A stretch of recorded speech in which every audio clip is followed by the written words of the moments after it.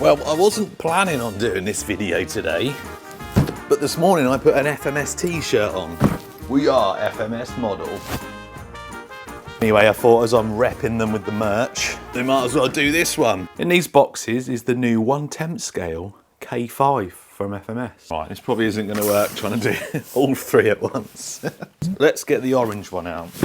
That is this one. You are going to be blown away by the detail on these. Absolutely blown away.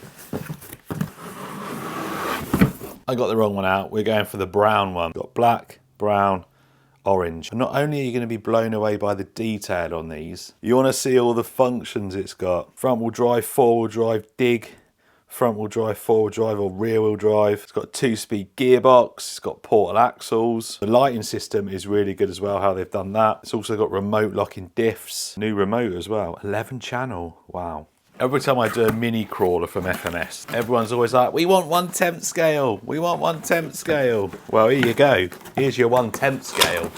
Oh, come on. Hello, K5.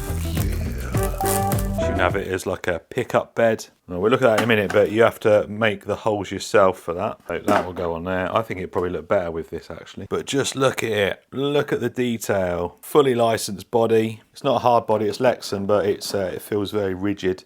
We'll take the body off and stuff obviously in a minute and have a proper look. Shall I get the other two out and we'll just line them all up so we can see the different colours. So exactly the same colours as the 24 scales. Unfortunately, the orange one looks like it's taken a bit of a hit on the way over here. That is a real shame. See on the box there, it's either been dropped or that could have been a strap. You know where they, like a, I can't remember what they call them, but the straps that they put over stuff. But I can't imagine that would have done it. I've checked the other two, no issue at all there. This one cracked there and looks like a little bit of paint off from the inside there. So definitely a good idea, give them a good check over when you get them. Black one looks so nice. Maybe I need to do a replica of my little mini one that I did. I think I might have to do that.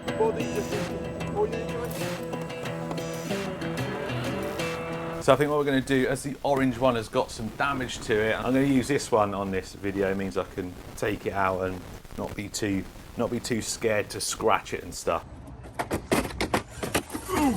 In the box you get a set of instructions, everything you need to know in there. Like I've shown you, you get your rear bed cover. This says free gift on it, so I don't know whether they're all going to have these or whether this is just like the first however many orders. It looks like we got some inner fender guards or inner mud guards. There's not just rear ones, there's front ones as well. They'd fallen on the floor and I hadn't seen them. When I was putting all the others back in the box, I noticed that there was two sets. So you got front and rear guards. I won't know until they release this whether it's a certain amount that are getting these or whether they're coming with all of them, but that is a nice little addition there. You've got the glass there for your rear bed cover and the window tints. Looks like some spotlights in there with the lenses and some other number plates. And then you get this transmitter, which is apparently 11 channels. Look at all that on there. Right, let's count. 1, 2, 3, 4, 5, 6, 7, 8, 9, 10. Where's channel 11? There, and that says drag brake. Wow. You've also got your steering trim, steering dual rate, you've got your throttle dual rate, throttle trim. This is a properly loaded up transmitter. And then you've got these dip switches here. You can see some of them are channel reverse and then the others are forward reverse brakes. That'll do your ESC settings there as well. Ooh. Suspension feels good. It's not super stiff. I mean, we got a good amount of flex there. Tyres feel pretty sticky. What do they say on there? Super Marsha, gnarly tread. All right, let's get the body off. You see no body pins, no body posts. It's got under here, there's some little, where are they? There. Pull that in, it slides up like that. And then same at the rear. So this whole body has got lights all over it, but watch this, look. Look at all that. The lights are connected via these. That is a very cool design. What does it say?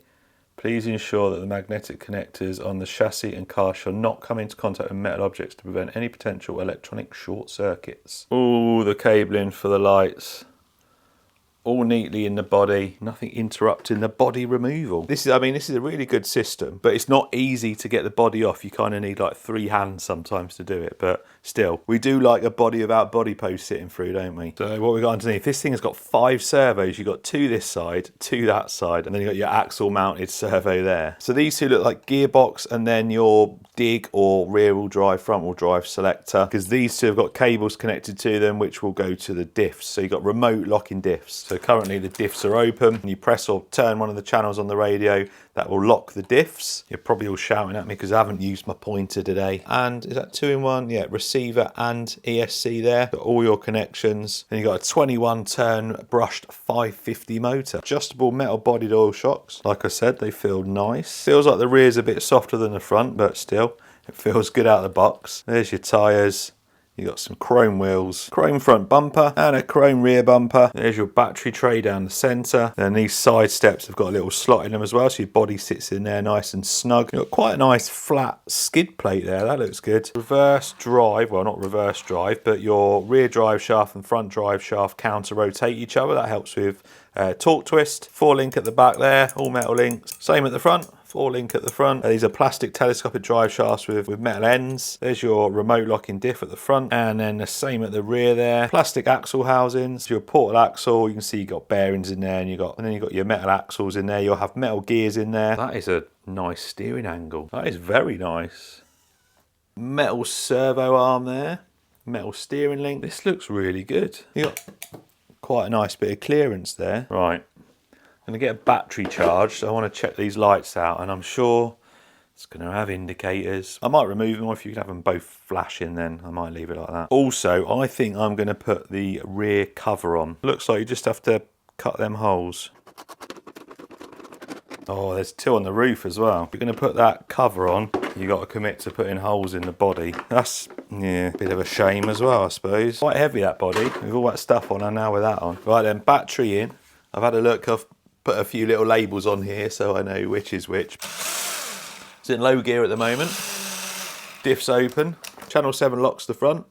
So that now locks that. It's that servo there. Channel 8 is that one. And that locks the rear. This is your dig and front wheel drive function. So in the middle, normal drive. Flick it forward. Front wheel drive only. And leaves the rear to, well, to free roll all the way back. And this is now a dig function. I'll show you that when we're out and about, but if you're using a dig function, you need the diffs locked. Obviously, if the diffs are open, the wheels are still going to move. So lock them up, and then that's your dig function. So it locks the back. With only the front running, that means that it will help you get around tight corners and stuff. And then channel 4 is your 2-speed gearbox. Low gear, high gear. Quite a noisy transmission. I think it's all metal in there. My favourite feature though, I think is channel 11. It's only a small thing, but this is the drag brake function. So if I turn that all the way up, you see how they lock up straight away? If I now turn that all the way down, so it's all off, the more you turn it, see you can adjust your drag brake on the fly. I love that function. Let's get the body on and have a look at the lights. FMS have told me that you should switch the car off before you put the body on. I presume that's just to stop any chance of like not a short circuit, but because it's an electrical connection there, you want to reduce the risk of any damage to your lights. Body is not the easiest to get on with them clips. I mean, once it's on, it's properly secure. How good does it look with that rear cover on now? It looks so nice. I messed up my rear window a little bit. The side one's not too bad. Put a little bit of like soapy water on when you do it. I didn't on the rear one, I was being lazy. Anyway, let's look at the lights. So we'll switch it on. Where's the switch? So it's just that switch there.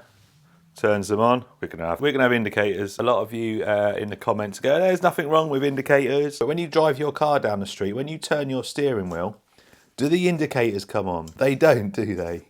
They don't come on when you're turning your steering wheel. A few people don't understand my issue with indicators. Well, this is my problem. When you're on a trail, you're just making some fine adjustments. Look, this is the issue. Why have we not got rear lights? Front lights are on. Right, we've got reverse lights in red. We've got no normal. Oh, right, that should be. Okay, there must be a way to have them rear lights on all the time and your indicators flashing. There's got to be. Da, da, da, da.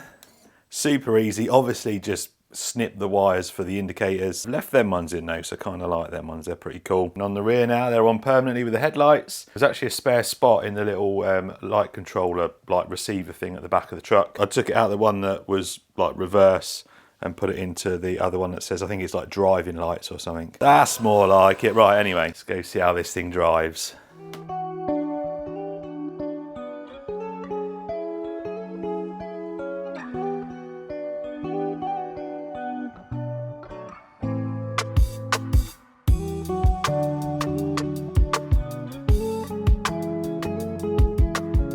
We were at a very muddy Beds Electric RC Club today. I don't think this is going to be this clean when we finish here.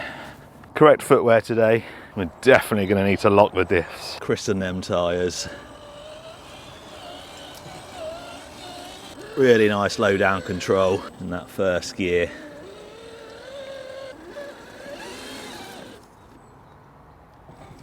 Come on. Bit of wheel speed.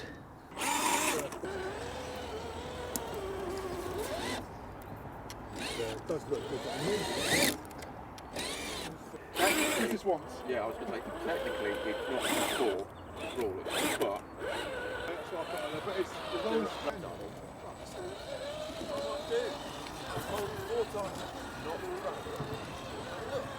Wow, this is impressing me. Looks so good on camera.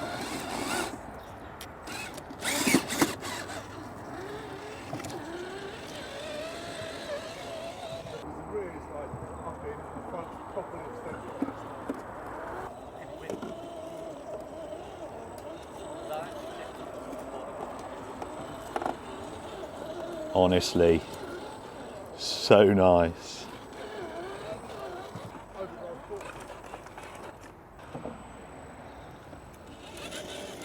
What would have been nice is a clear front window and maybe an interior in there with a driver. That would have just added a little bit more, well, a little bit more scale to it. Look, you can see through the light shining through, but I don't use drivers if the windows are tinted.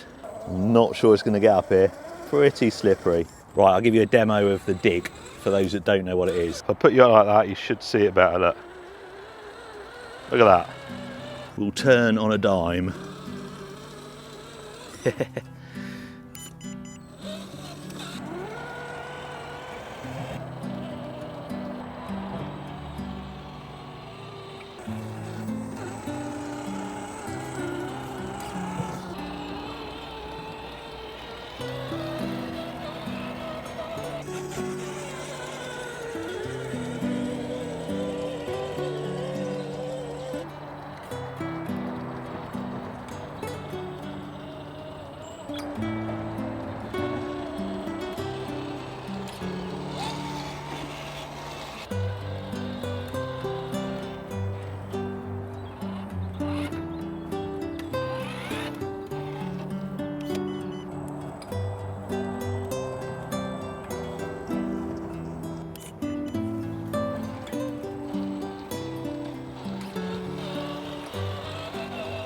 Go and see how it does on some rocks.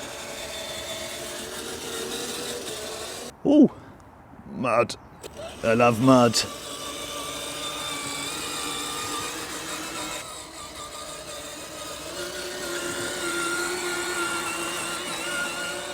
I shouldn't have got the tyres dirty before I tried the rocks.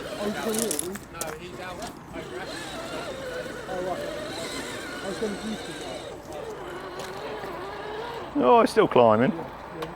It's a bit top heavy, I think, for this kind of stuff, but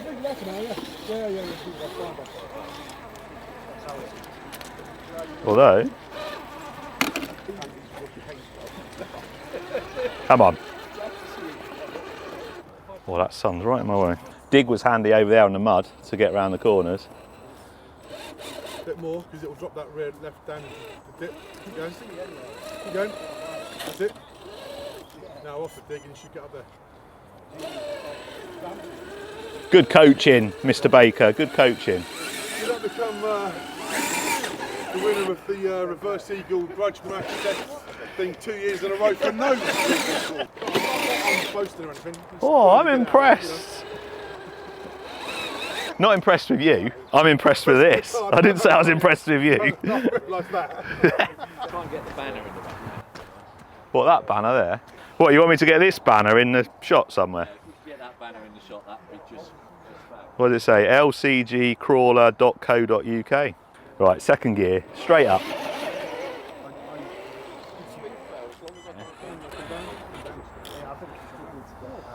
Bit more dig. Yeah. Just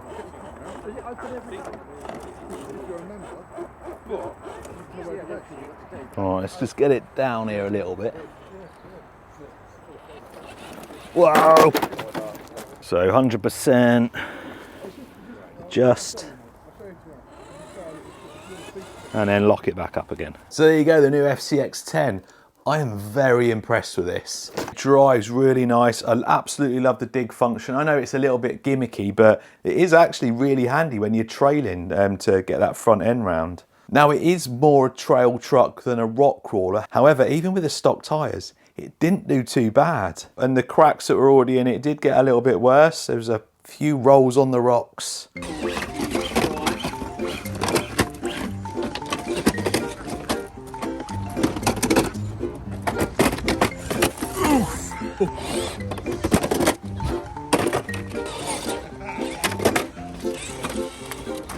And one of them rolls also put a crack on that side. So a nice thick Lexan body, but it is a little bit fragile, so just be careful on them rocks. And I'm probably going to do a separate little video on my second channel than this one. Simple wheel and tyre change made a massive difference to its rock crawling capabilities.